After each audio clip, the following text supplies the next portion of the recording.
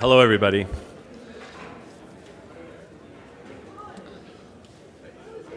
For those of you who don't know me, my name's John Enright, the new, new chair of the undergraduate program.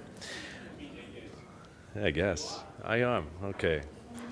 I'm indeed honored to introduce to SCI-Arc our guest lecturer this afternoon, Sir Peter Cook. I was in the car the other day with my daughter, and I was describing my day to her, and I said, yeah, I met this guy. He's a really wonderful architect, quite well known, Sir Peter Cook. And she said, why did you call him Sir? I said, well, he's a knight. He was knighted. And then she asked me, well, does he have one of those helmets on his head? You know, and I said, no, but actually, he and a group of guys years ago did design this suit, the suitaloon, and the cushicle, that actually, in a way, was a kind of armor. So we're back, actually, to Cervantes, in a way.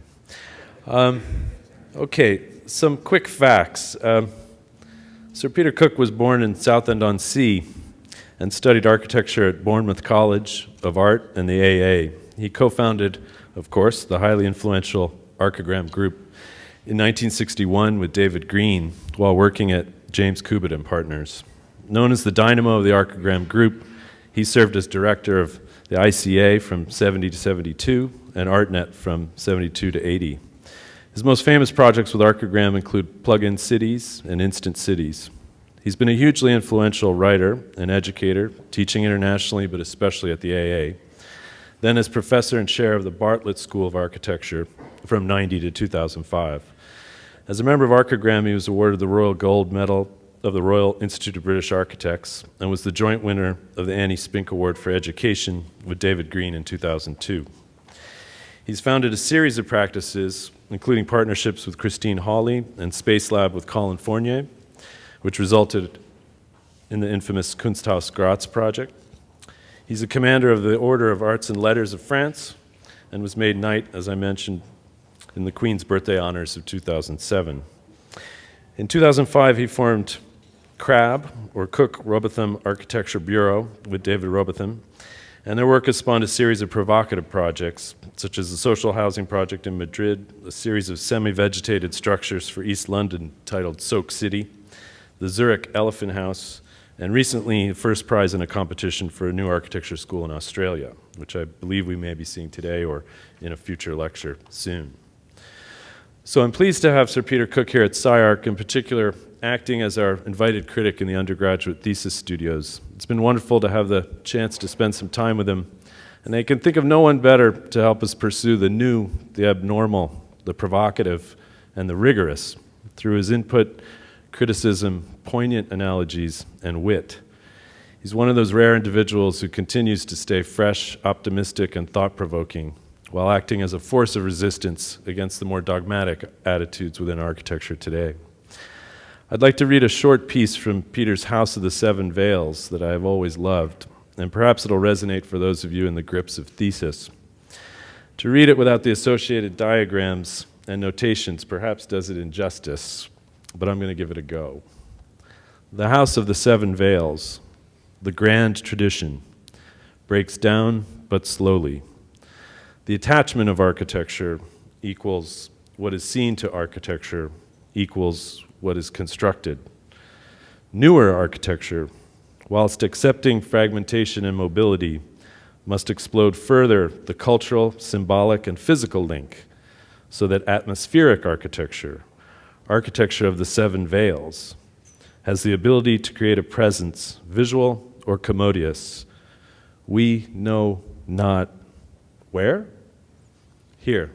Please welcome Sir Peter Cook.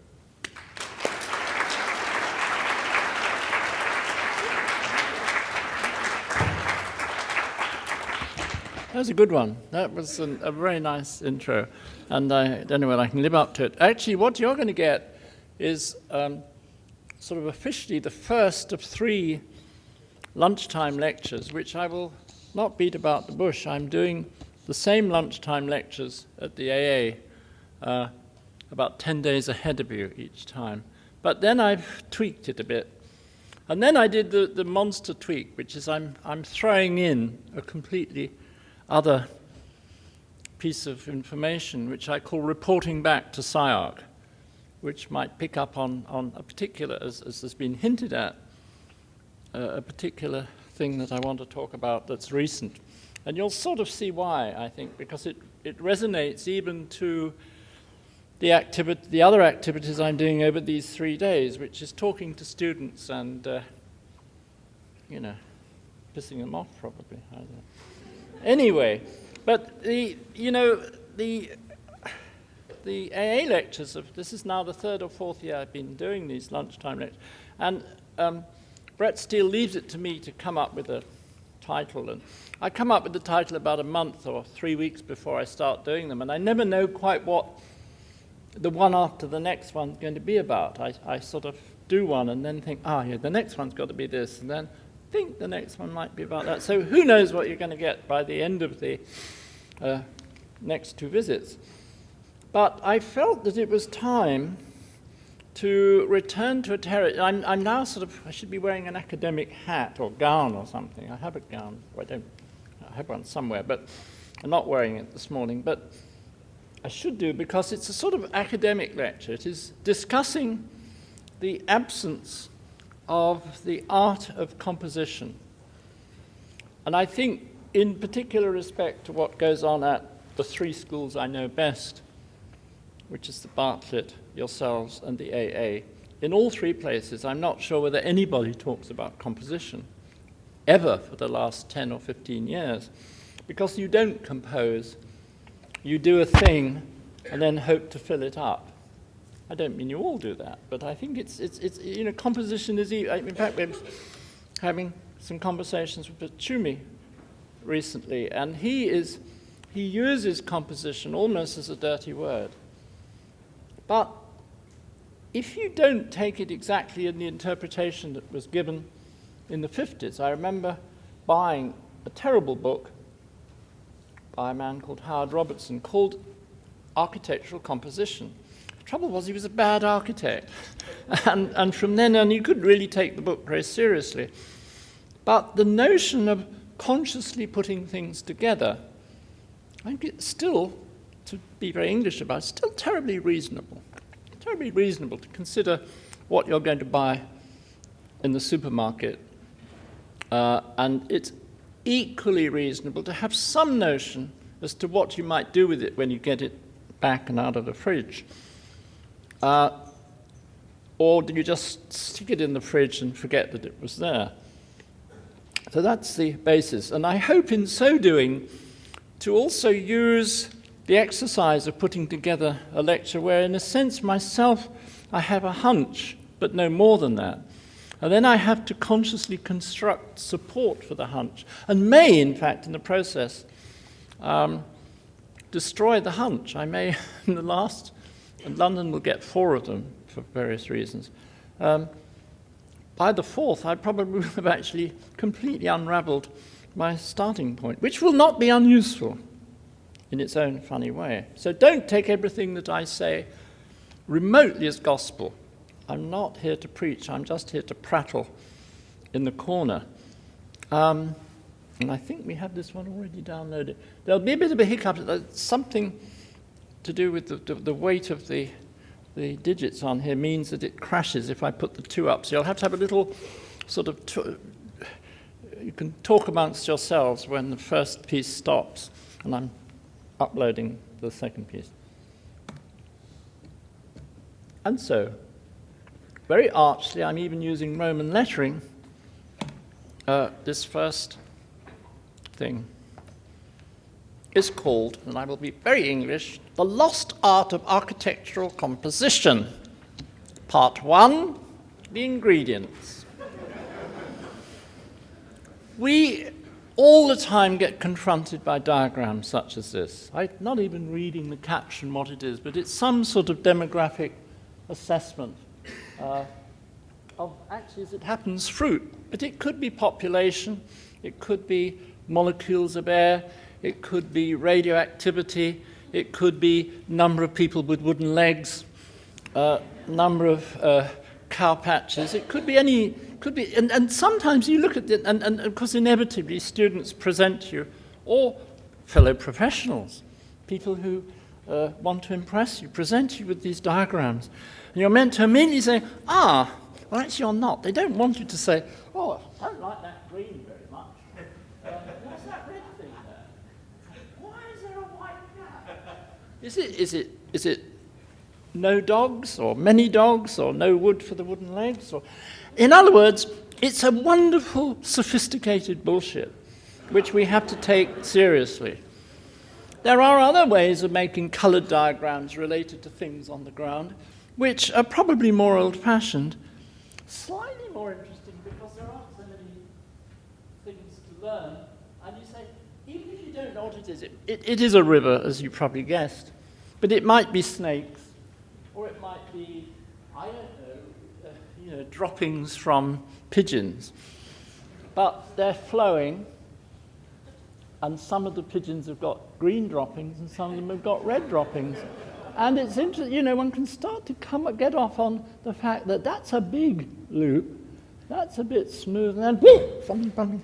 And so that there is something of particularity, implying some link between process, trajectory, and dynamics, and time. And so isn't it relieving to have some nice old lovely things that we can all appreciate that are what they are, what they are, what they are, until some botanist tells you they're not. And they're trees, and you can look at them and they're lovely. But of course, being architects, we like to use them. I'll come back to that. And coming from the old countries, we have, but even coming from the US of A, you have never really got much land as God left it. And my goodness, the architects get in there and start, to make something special. Mr. Owen was known for doing good, so he carves up a piece of field and puts a settlement in it. Or you can go to parts of the world where there is this almost shocking confrontation of the technologic and the natural. In this particular instance, extreme natural and very loaded technologic. It is, I think, an Air Force base somewhere on a Pacific island. That's all right. We're back to nature. The snow comes on the trees, it rests on the trees, everybody smiles, then the snow goes. It's not quite so beautiful, but probably more clement. And in a way, the romance of the pure, even something which is just as much dynamic, because it's beautiful. But we get involved, don't we? We want to heave stuff around. Here's a piece of unsuspecting rockery, and some, Goliath things made in Detroit or Birmingham or somewhere, and they heave around, it cracks. And we've been doing that in one way or other for centuries, thousands of years. And it's what we like doing. It's rather like fiddling, But if you construct it together in a certain way, then you let it decay, then you let a genius recreate it as a etching, it must be all right. The same heaving went on, and probably with slaves or whatever they were putting it together. But that's a long time ago, and it has decayed. And anyhow, it was Piranesi recording it and then weaving it. So it's so detached from the heaving of the stone that's all right. It becomes culture. And I think we're always caught between this whole issue of to what extent something is matter of fact and to what extent it's culture. I keep saying, but never get round to it, that some architecture schools should have a course called Doing the Obvious. Common sense. It ought to be called common sense. New ways with string. 3 ways that you can use a bag of crisps not eating them. Various things like that. Common sense. And it's intriguing to me that some quite good European architects have rediscovered timber and they're using it in a sort of engineering way. They then, of course, go around with their sort of hand on their heart saying, oh, I'm not using steel, not even using plastic, we're using timber. Then you look at the detail of it and you discuss it with the same engineers and you see that in order to use this timber, all sorts of contrivances and bolts and things and hoops and so on. Might as well bloody well use the steel and get on with it. That is my view. It's very interesting to see that timber has been that most malleable of materials. So we go to the forest, we look at it, we dream, we say the sunlight's coming through the trees, then we heave the bloody things down, fart around with them, and here you get some. And I like this slide because it's an old photograph from a book, and it is actually of a piece of a place that one doesn't normally look at this bit of. It's actually from the Matildenhoe in Darmstadt, which was Ulbricht's sort of hilltop conglomeration, and it's one of the trellises. I think it was rebuilt. It doesn't look like this anymore, but it is interesting that at a high moment in European architectural culture, highly self-conscious architectural culture, still the old bits of wood were there should we wish to use them. Don't forget, the title of this particular talk is the ingredients for the composition. I'm just casting across a number of different conditions of ingredient, which are not just stuff, which is a lecture I gave a year and a half ago, probably not here, but are actually stuff in relation to the culture of how we regard the stuff. Lots of things have been done by every generation with timber. Lots of things have been done with standardized parts. I love this picture because I've forgotten whether it's the right way up or upside down. I've forgotten what scale it is. It is a piece, I think, of a facade of a very, very large building somewhere in America, somewhere in the last 80 years. I'm not a very good historian. But it makes the point about repetition. And sometimes, even I am in the mood of enjoying repetition, not for very long, but sometimes. Or here, we are in a room with a mysterious condition in it. What's inside there? Duck's eggs? Dead bodies? Valuable manuscripts? Could be anything. There's a certain sort of power in that. It might even be the side of a very large amplifier. In fact, it's an old mainframe computer. Oh, so that's all right. But we have sometimes to deal with mysterious conditions which have no particular presence except their scale and their activity. And I think in the 19th century, that period of our own local technology, which is referred back to the origins of a lot of system building, the origins of a lot of thinking outside the traditional box, go back to something like the Crystal Palace. And this, in fact, is an interior of the Crystal Palace. I didn't see pictures of it like this until very recently.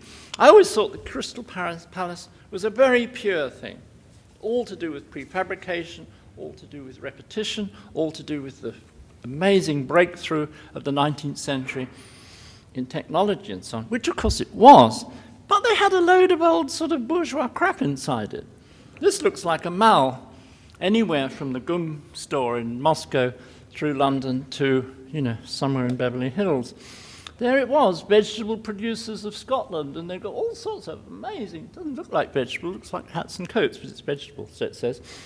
So people like, as soon as you do something really, really, really heroic and sensible and methodical, people piss around inside it, which I find fascinating.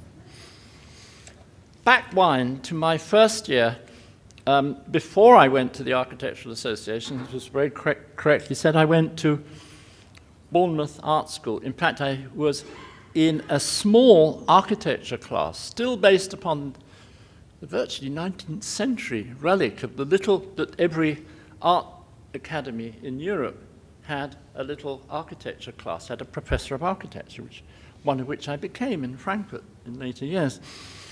But we had a weird little one. There were only 36 students, and it was in a church hall dominated by 2 ping pong tables. That was its culture.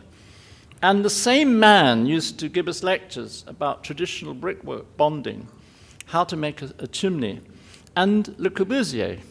Like he virtually taught everything. It was like a village school.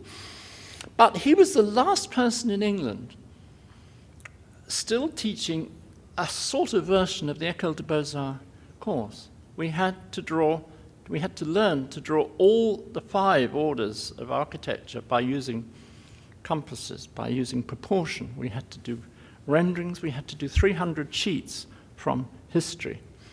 And we had to buy this book, which is called James Gibbs' Rules for Drawing the Parts of Architecture. We had rules, and here is Mr. Gibbs. Of course, it was a reproduction from the 200 or 300 years before, but it's telling you the rules by which you proceed to make architecture.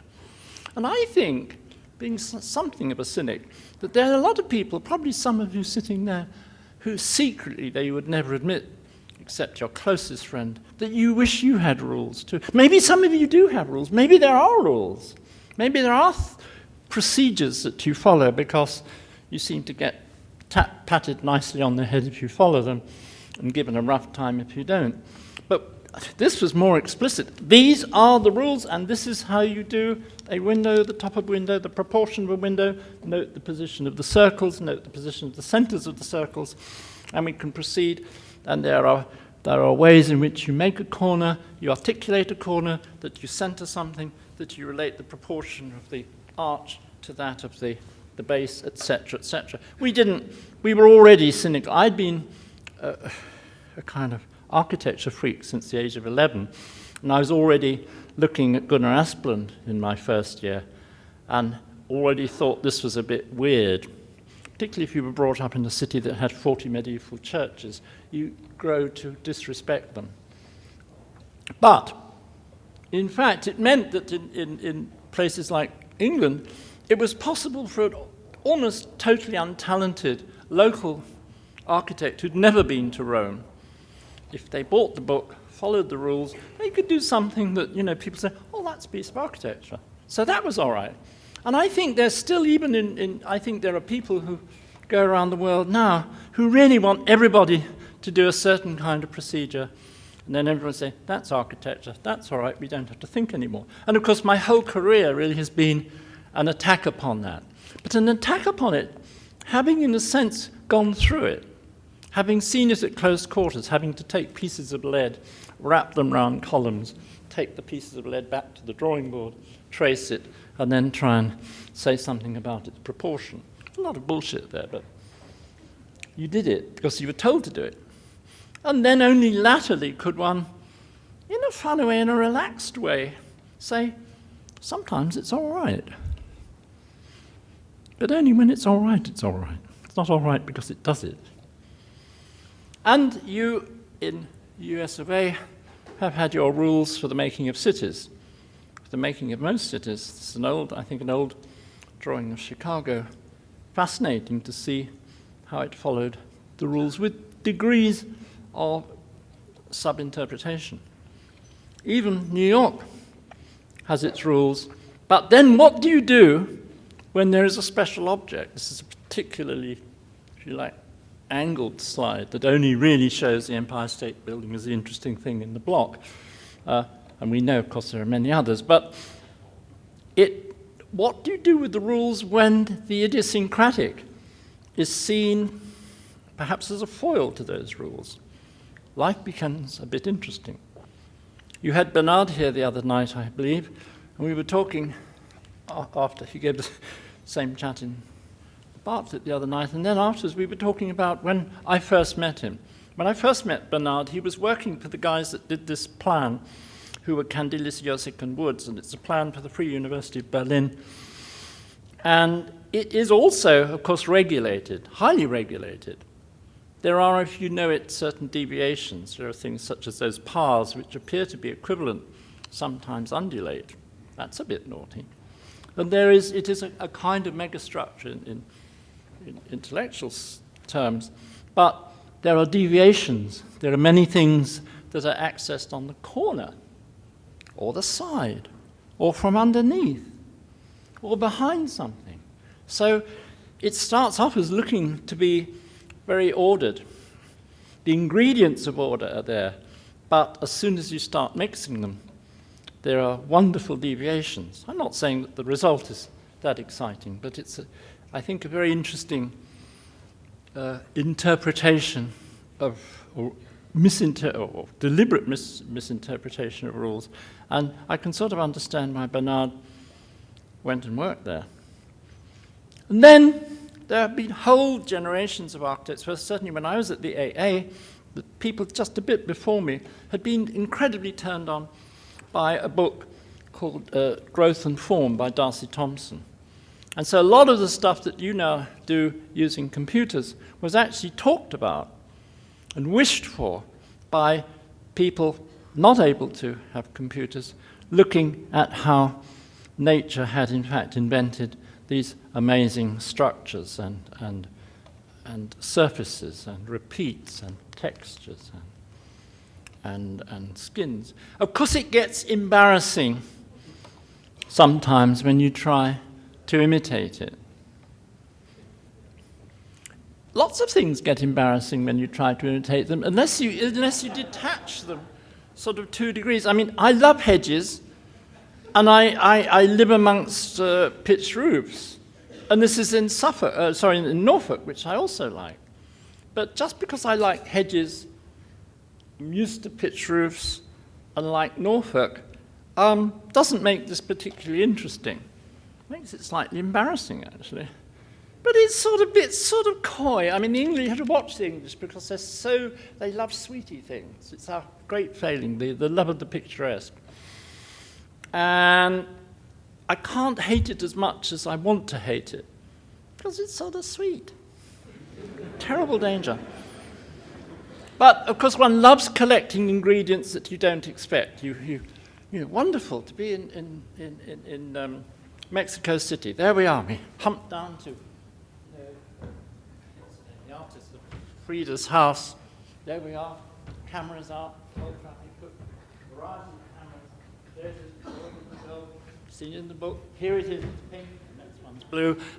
Oh! What's that in the? What's that fence? Wait a minute. That's some. Bloody hell! It's cacti. Bloody hell! I mean, I did a scheme.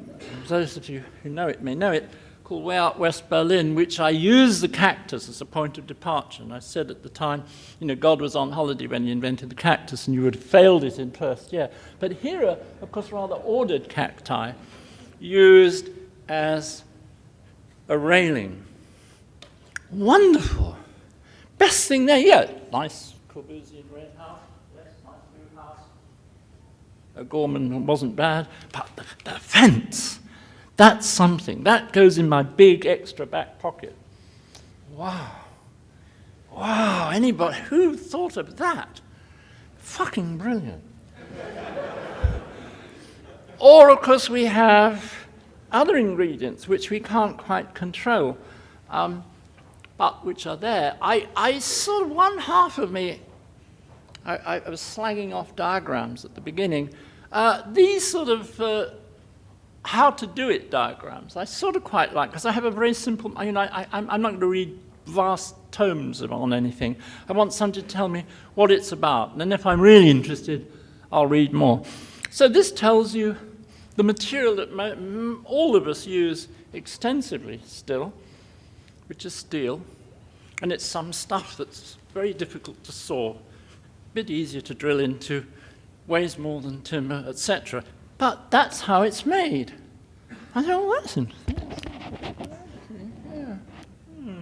Well, that's all right then. Yeah, well, not bad. Good, now I know.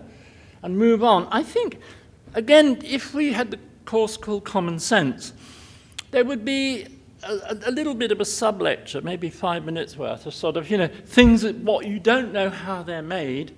Now you know how they're made, you know what you can do with them, which might be nothing. And here, of course, talking about steel, is a very comfortable hotel in Oporto, which I thoroughly recommend.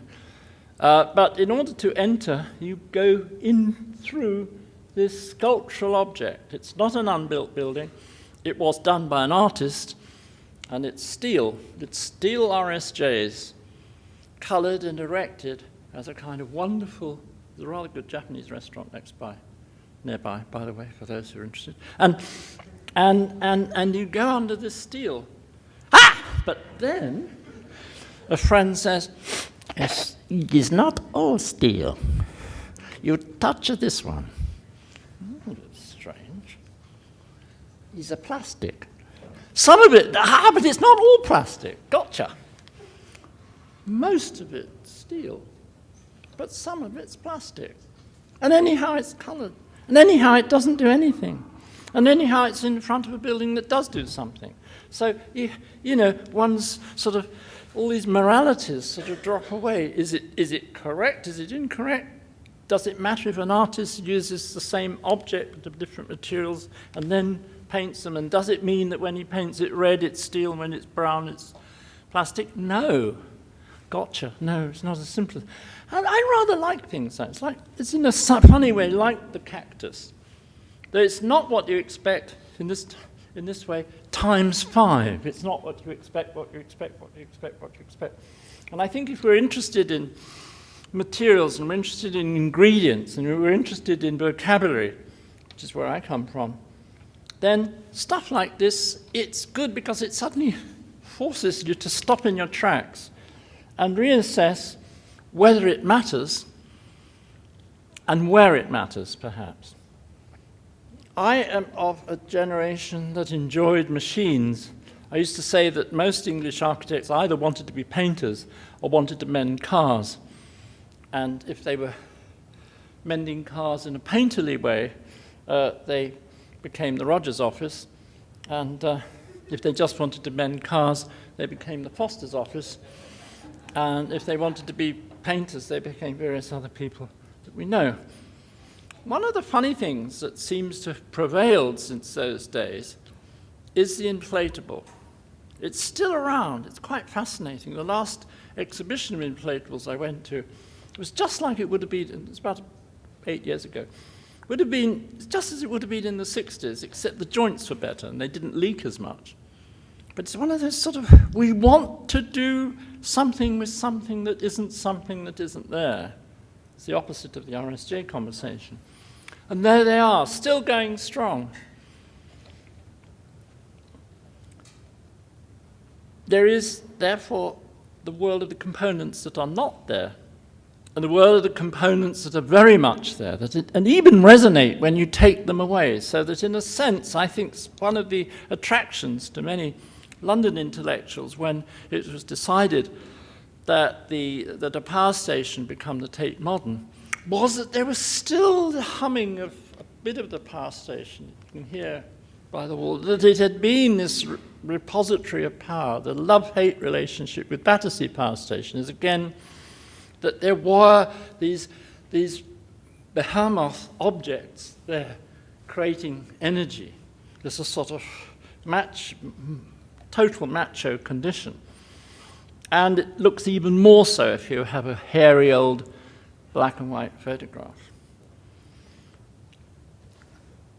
But to be confronted with materials which are almost in the territory of the unknown, that can have perhaps an equal kind of power, but are slithery and slimy and weird and kind of chemical and full of bugs. A couple of you in the audience know why I'm into bugs at the moment. We have bed bugs in our apartment. Anyhow, we also have interest in such things as algae. And maybe in order to discuss them, you can't just do an abstract diagram. You try and make a diagram that has the feel and the squeal and the squidge and the float of algae. And the purely mechanical became that one that back to the 19th century became a wonderful territory for fetishism and also of mannerism. It's just as mannered in its own way as the rules for drawing several parts of architecture by James Gibbs. And you start putting these mannerisms together, and together with absurd or nearly absurd propositions, and you get something absolutely wild and wonderful. And of course people like me in the 60s were looking at diagrams like, bloody hell, how does he do? And of course we'd gone through making Meccano. So you look at that, oh, how does he do that bit? How does he...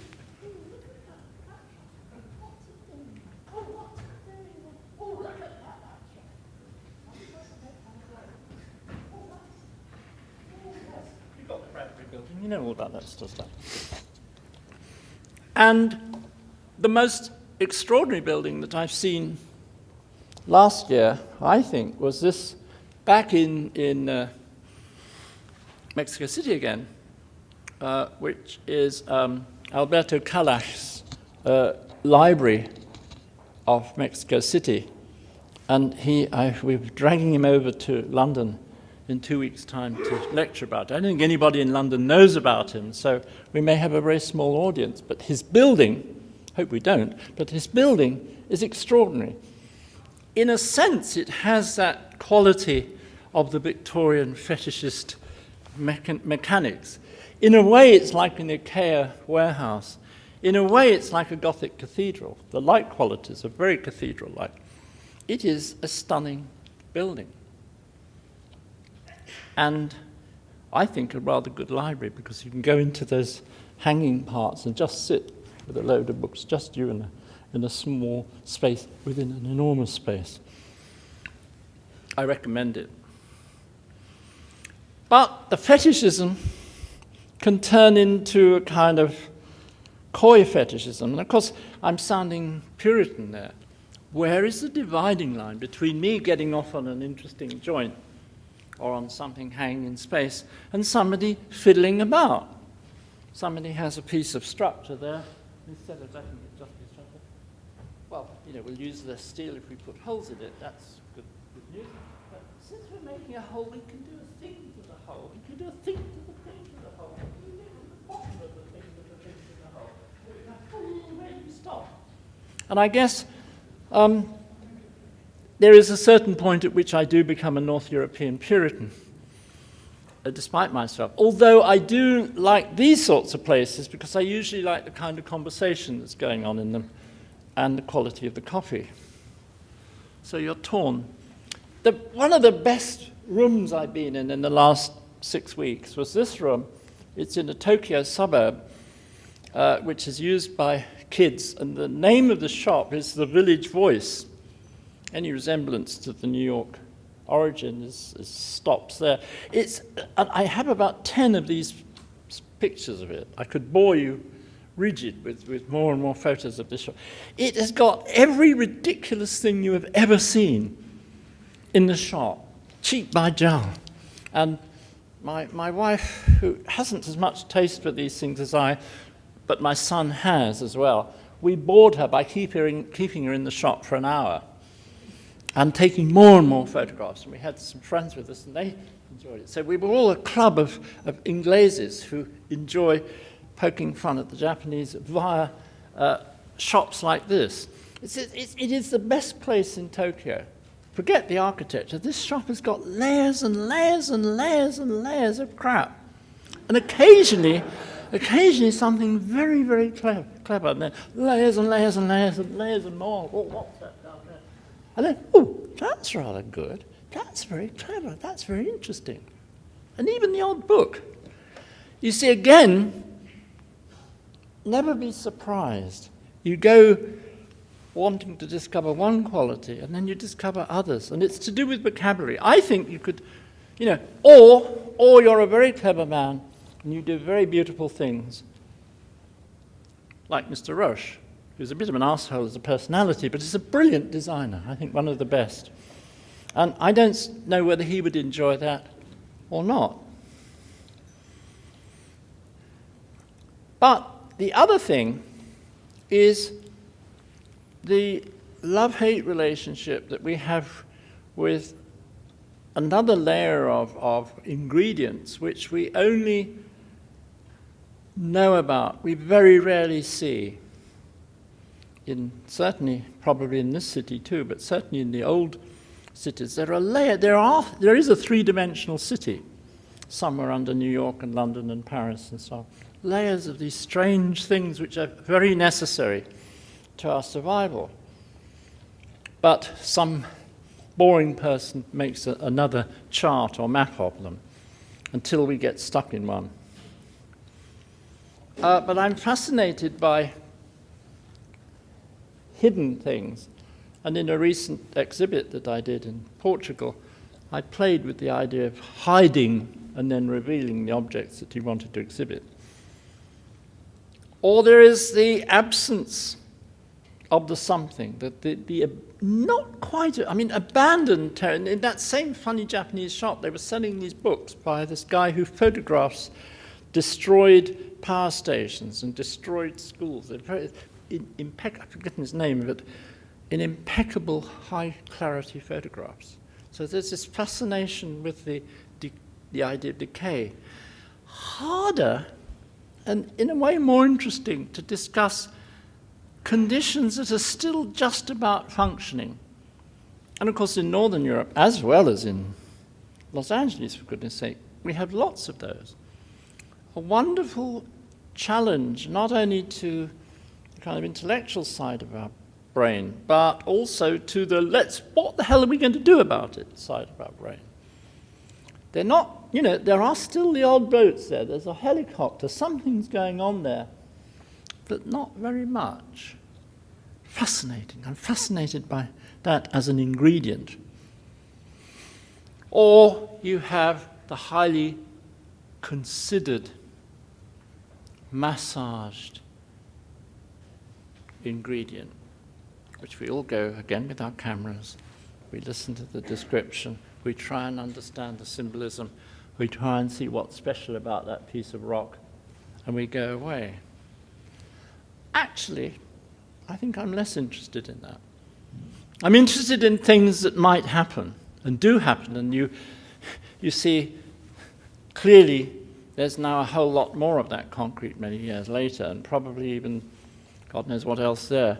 But it's the sort of fiendishness of this thing approaching, this megastructural object. It is also an ingredient. It's just that in the comfortable world of nice architecture, we don't like to talk about such things. Unless we're very clever, unless we're Zaha, and she makes a great big undercroft. Whoa!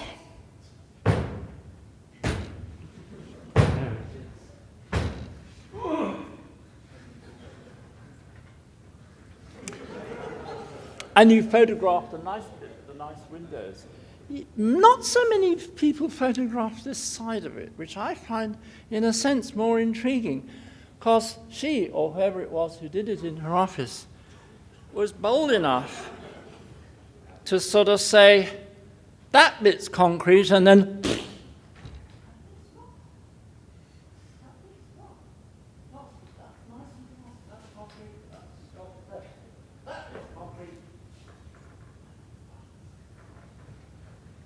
what do we do about that? Or Nina Bobardi in Sao Paulo, of course, doing wonderfully as a woman, sadly dead now, a woman architect, a more macho building than any of the blokes in Sao Paulo. I like things like that too. When is character in character or out of character?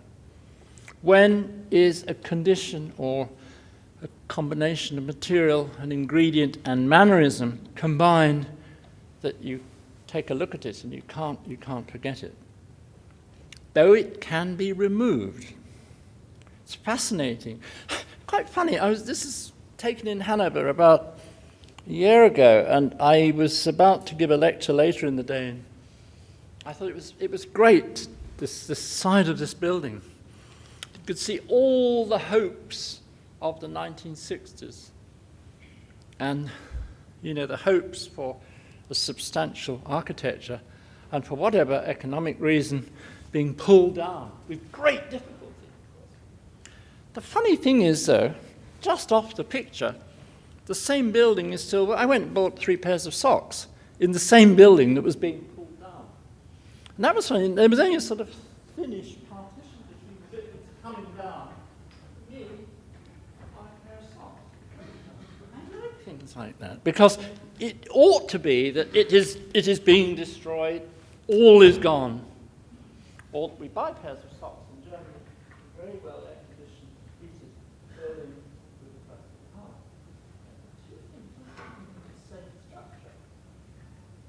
so that again, the terms of reference at the background of what you're looking get very interesting in these edgy conditions.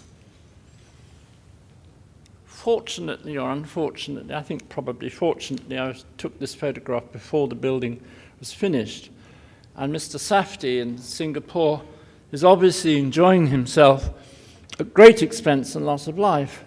And there's a certain scale of the use of the condition at which people trained in the way that I was, but perhaps you also, one doesn't quite know how to handle it. It's so much and so obtuse and so pleased with itself that maybe all architecture has to end up as that. Doesn't matter what it was made of, doesn't matter how big it gets, doesn't really matter what shape it is, it's there, enjoy. Though some people really enjoy concrete. I always like showing this because he's very unpopular amongst most people I know. Masaharu Takasaki, who's an extraordinary guy, and he enjoys his concrete. He might enjoy spaghetti as well if it held up in the same way, but it happens to be concrete, and that's fine by me, because he's a super funny guy. They enjoy their concrete too, but it's a much more arch. Extremely, in fact, because it's almost a trick photograph because it's taken in the snow. It's Snøhetta, and was actually, I think, designed by a young woman architect who works at Snøhetta's. And the cut was made in the rock so that the view from the window could look directly at the church, the old church of the famous old Norwegian that is being celebrated by this building. You cut the rock and then insert something even purer than the rock. Though, of course, in an architectural manner, you articulate it by the cleft in the side. I think I can somehow enjoy both this and that, though their objectives are completely opposite, because there is a power to their intention. And at this point, the ingredients are definitely the servant to the power of the intention. And maybe that's all right.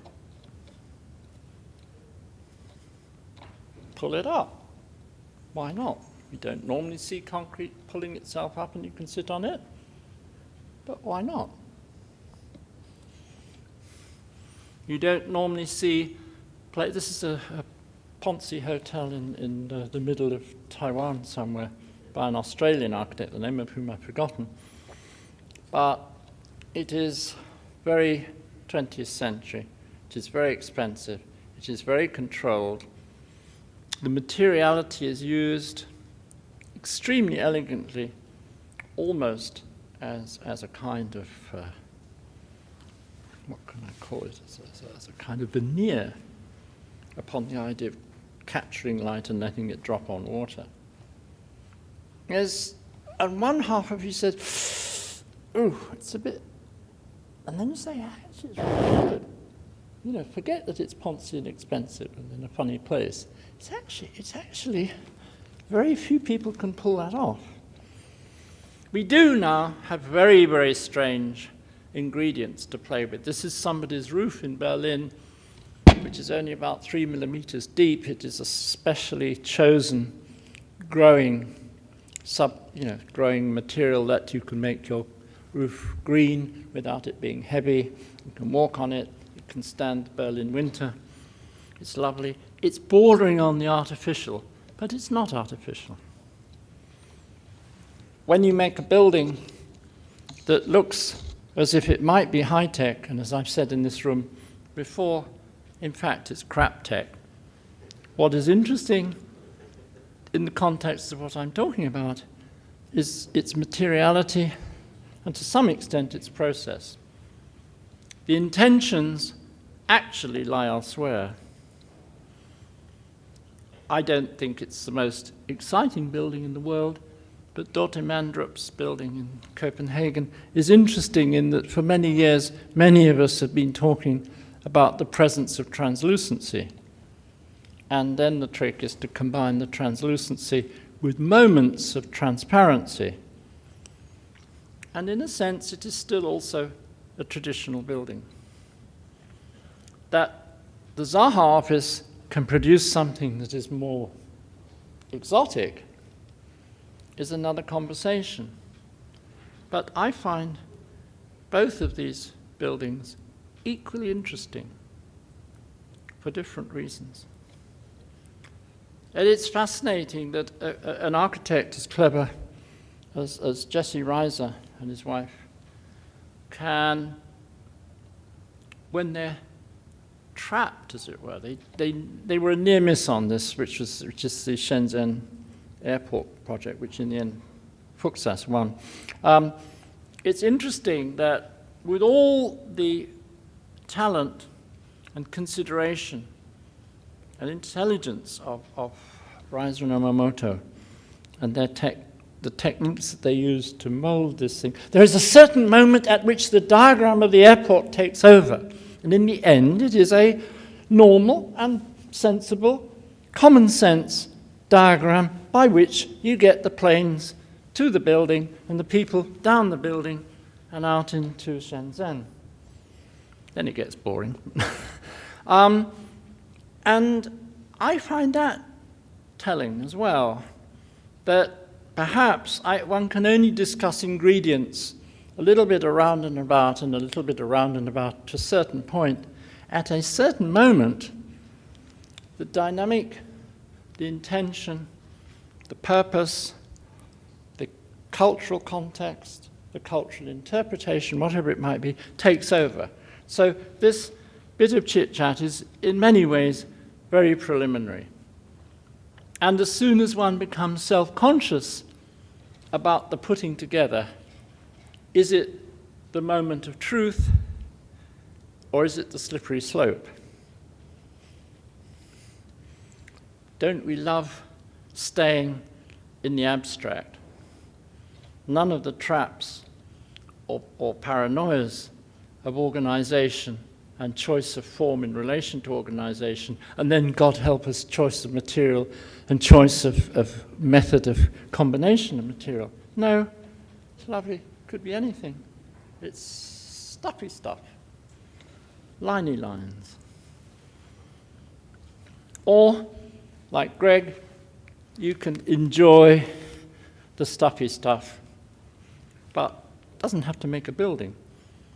You don't keep potatoes in it. I enjoyed going to Dublin about a year ago and hearing Britney Spears. Well, you didn't really hear her, you heard a recording of her and her flapping her arms about. But one was party to the construction of the apparatus in the morning, O2 Centre of Dublin, and there were 100 people flown in from the USA and enormous bits of gear, and literally within 4 hours, the whole apparatus of rotating parts and screens and floors that gave way was put together. And the old sort of archigrammer came out in me. Yes, the world can be made by bits, contrivances, and it can do anything, and goes. That night, it was already probably by midnight taken away. And that is also an ingredient. It's an ingredient which you should understand. Your lovely director is not in the room, I don't think, but this is a project of his where the apparatus in the ceiling, I can't quite remember what it did, but it did something for which there'd never been a similar piece of apparatus before, and I don't think he won the competition. I'm not sure. But there are gizmos up in the ceiling which the Moss office had to deal with, and for which there's no particular precedent. And because when push comes to shove, he's a proper architect too, he hung them from the ceiling. We are in a state of civilization where a priori we have to absorb endlessly, and your generation will have to absorb an enormous number of inventions and combinations and new materials and things that for which there is not a rule for drawing the several parts. There's no rule for drawing the several parts of mixed media danglers using 6 different materials and fiber optics. And there might be. Imagine if somebody in Roman lettering did rules for drawing the several parts of fiber optic based, wobbly, inflatable, made of plastic wood materials. Could be, why not? Very difficult to do. Clever people enjoy to bend the rules so that in Oporto again, Rem Koolhaas enjoys to make a concert hall that is made of glass and reproduction ceramics. Why not? And it works. It's a great building. So why is it, when all this is going on, that cities as engaging as Berlin fill themselves with these dreary, terrible, tired, grey, bovine buildings? We yearn for funny things, not necessarily good funny things, but funny. That's so funny. I don't think there's any of us in the room that would probably do that building. But it's engaging in a funny, it's only stone and some funny. That's funny, but we all know about that one. That's funny, but it's done by a friend. That's funny, but it was done in our office. That's funny. Now, he's a good one, is Ito. I think Ito is still one of the most interesting living architects because every 4 or 5 years, he jumps, he does something that moves the state of the art forward. Here he is looking at resource in a very acute way. Another man who I think I find endlessly engaging, that he can take a dynamic condition, he can take a cultural condition, he can diagrammatize it, and he can get it towards the making of architecture in 3 or 4 very deft moves, which leads us in our office to imitate this business of dissection. This is a dissection of the parts of an unsuccessful competition project. But the dissection in itself is useful, not just as a graphic trick, not just to try and explain the thing to the jury, but also at a certain point in the design of the thing to clarify our own minds as to the ways in which we are about to mix the ingredients. And the mixing will, of course, be the next lecture. I have friends who deliberately mix things very amusingly and funnily and break all the rules, and most of their fellow architects are bitchy about them because they can't quite pin them down. This is my friend Will Alsop, who's a lovely guy. I don't know whether he's ever lectured here. He ought to. And he loves funny mixtures and funny sort of decoys and things that are a bit naughty and ugly and, ooh, where does that come from? But for those of us who realized very early on that we were being brought up on the notion of elementalism, where perhaps you had 2, 3, 4 or more boxes into which you loaded the ingredients. We didn't have rules for drawing the several parts which were all to be one language. We were allowed to deviate parts of the language so long as they were the parts that could be exactly one-to-one defined from the program, so that the Bauhaus has a workshop block and an administration block and a caretaker's block, each with its own surface, and that's it. You read the building in one. And although earlier generations have thought of the Bauhaus as breakthrough and heroic, in many ways, by my standards, it was tediously comfortable. I still enjoy to make projects like this where I am actually not just having a wank, I'm actually examining certain propositions of juxtaposition. I'm examining certain propositions concerned with the juxtaposition of surfaces and mannerisms. Or something. I'm enjoying myself, basically, and I got some money for it, so who cares? And then we did another tower. This tower was done in the office and was entered to a competition in Taiwan. And we picked up second prize, which is worth several tens of thousands of dollars, except the money hasn't come yet.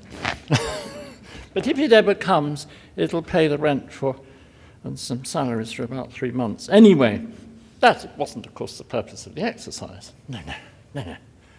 But it is a tower for examining, for the public, to examine the growth of algae in a country that uses a lot of energy and needs anything it can get hold of. It is a composition, just as that was a composition. And it is a composition that is structured,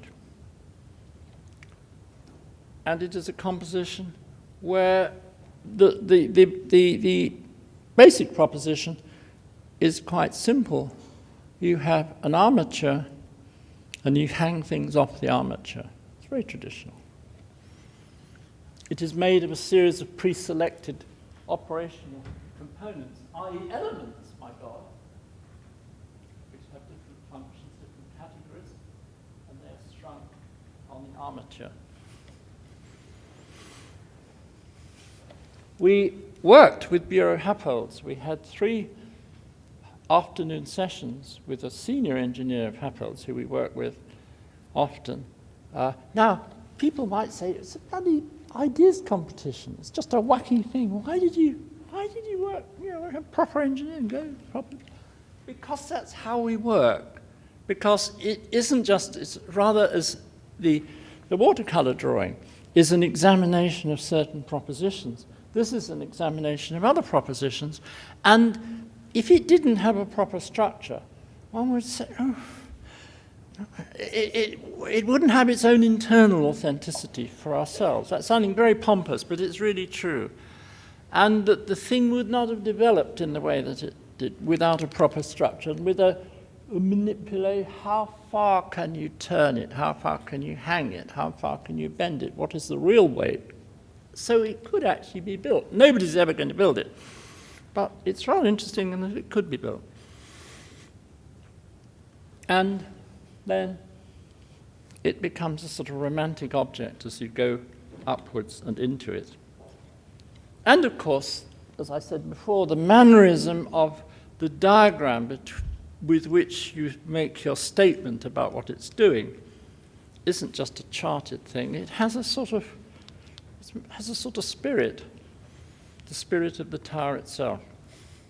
Well, meanwhile, we are building this building, and I made a cartoon once in the second stage of the competition, which was sort of sending up the Austrian academic culture, saying, yeah, all my Austrian friends enjoy a drink and a bit of a snog and a bit of a passing out under a table. Why can't they do that in the university?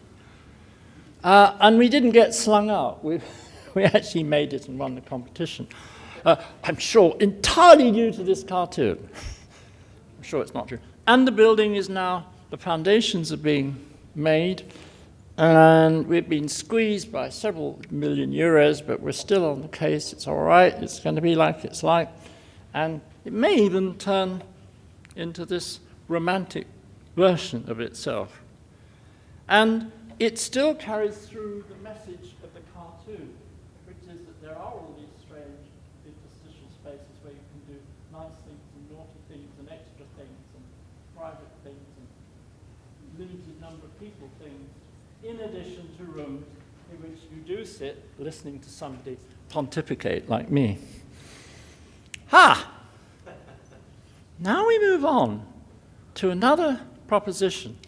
In fact, this drawing is partly a tracing of a jury that I sat on I took a photo of the jury, and it was useful for talking about architecture schools. I have frighteningly spent 48 years, I did some horrible amount of time in architecture schools. My younger friend Gavin, has taught for 13 years, and the lady with whom we are working also in Australia also got the gold medal for architecture and pedagogy. So between us, we've clocked up, I think, 110 years of teaching, and in a number of different places. And the competition was for an architecture school. So I, of course, have collected layers and layers of cynicism. And we all everybody in the office likes this catchphrase. They keep saying it to me, and I come and trying to do an Australian imitation, which we're all very bad at. I question your terms of reference, Barbara. Very bad. And it is in a university called Bond, named after a man called Bond who then got jailed, but never mind. And he got Izazaki to do the master plan. And here we see the beginnings of the Australian floods. We got in and out for the presentation of the project just before the floods really came down. You can see it's wet as shit down there. And there is Izazaki in his Pomo mode. It's actually not, it's rather better than you expect it to be. And it is for the architecture school of Bond University. And to delightfully cut a long story short, we won the competition.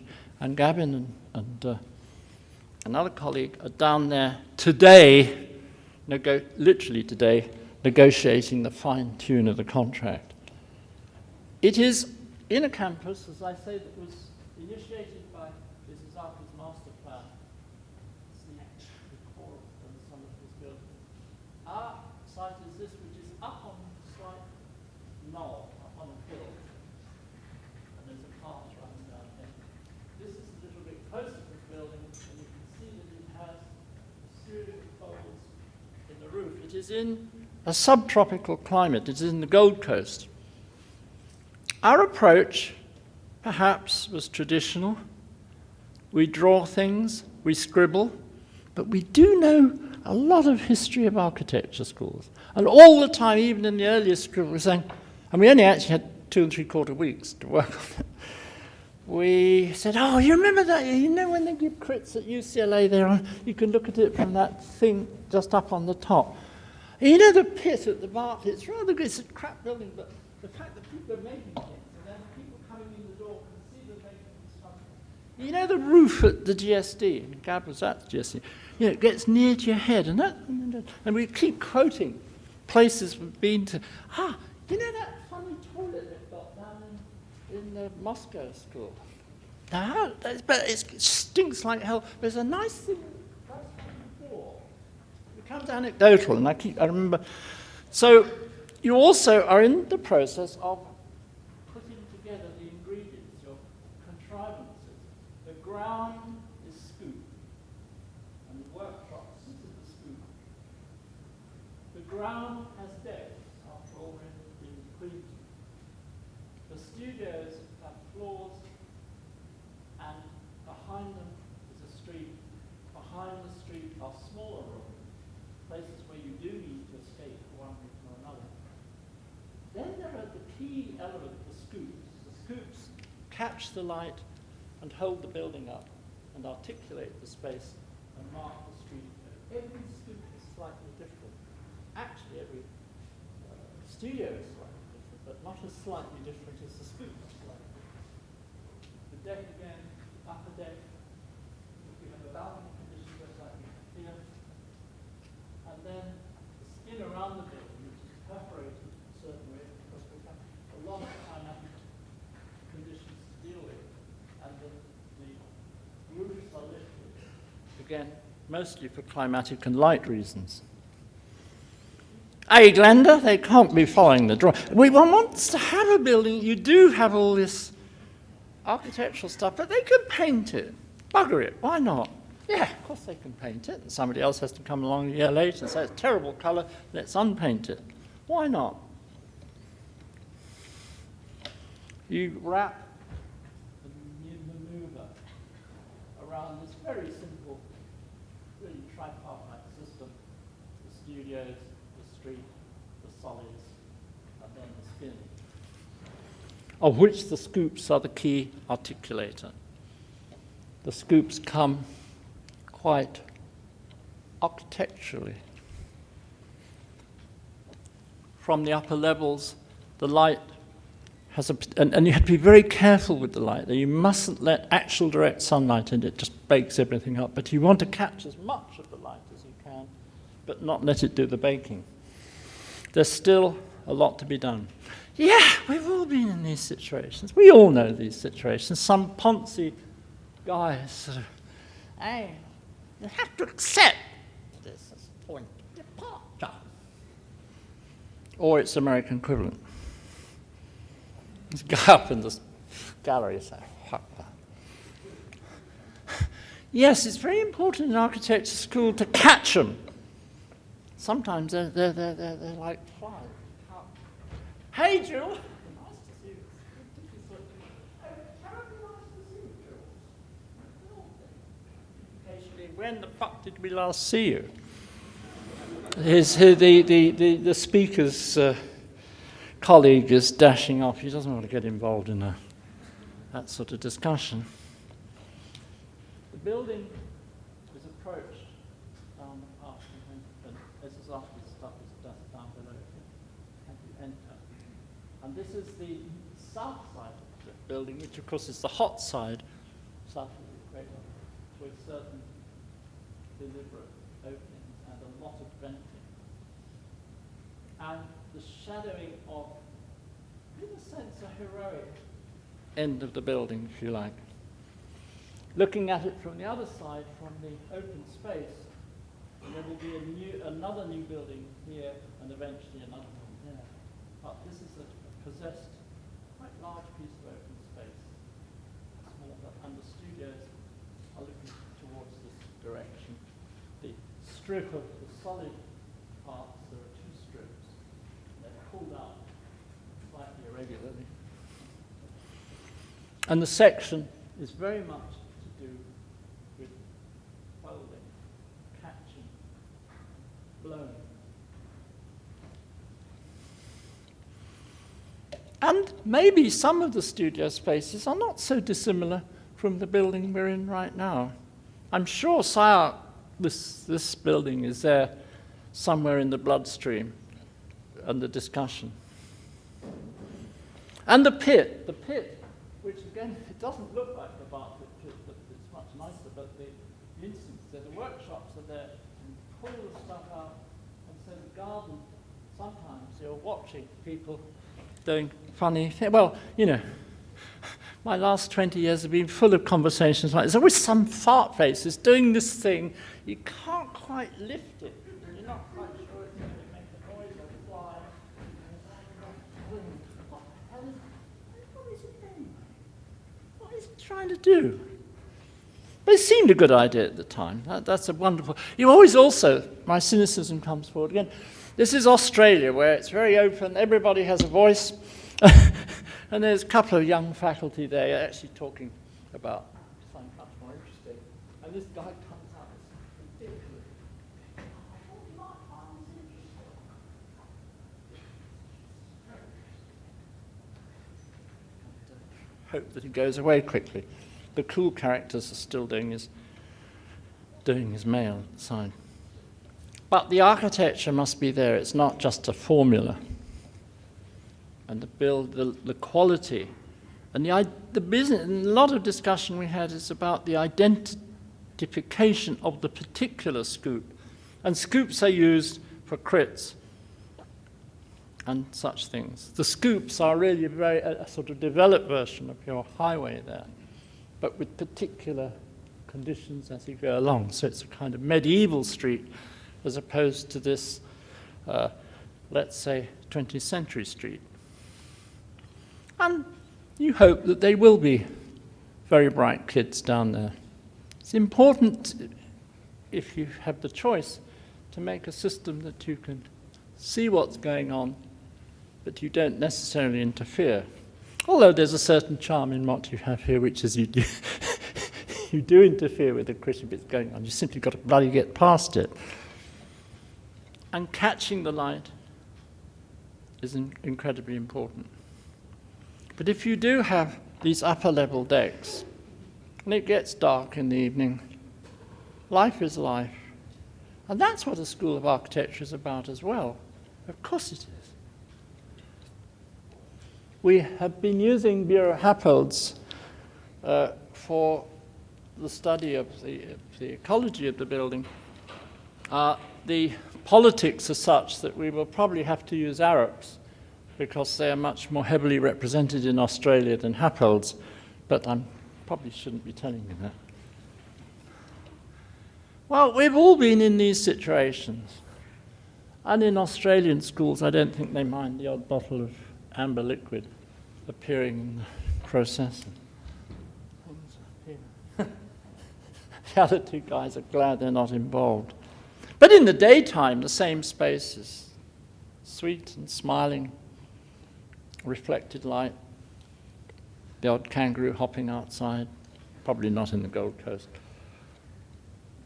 And then the back strip of rooms is where the more intense things are happening.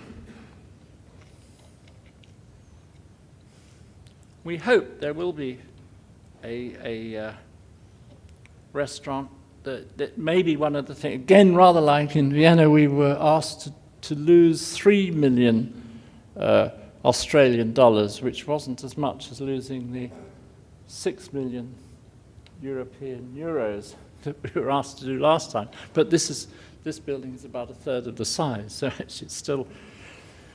We have cut some, not very much out, and I think, and possibly this restaurant will die. A lot of things we know in architecture schools, there are certain conversations which are best held outside the building, but maybe not too far outside the building. And the plan organization is this: the street, the studios, the scoops, the deck, the pit, the upper studios, and the more intense room, which includes things like toilets and so on, storage. And just as you have here, as I believe you're going to have later this afternoon, suddenly it becomes a public place, and it's all happening cake. And the Australians enjoy that too. Certainly in a place like Gold Coast, which doesn't at the moment, it's a sort of Florida of Australia, it doesn't at the moment have an intense culture, but the Bond University is certainly ambitious for that, and might even have people from Ponzi places in the United States visiting for the odd crit. At least in making this little cartoon, I was sort of flattering them into thinking that they might.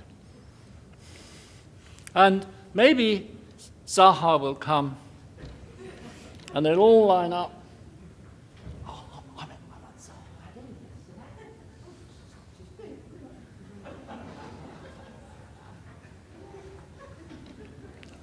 And then she gives her lecture.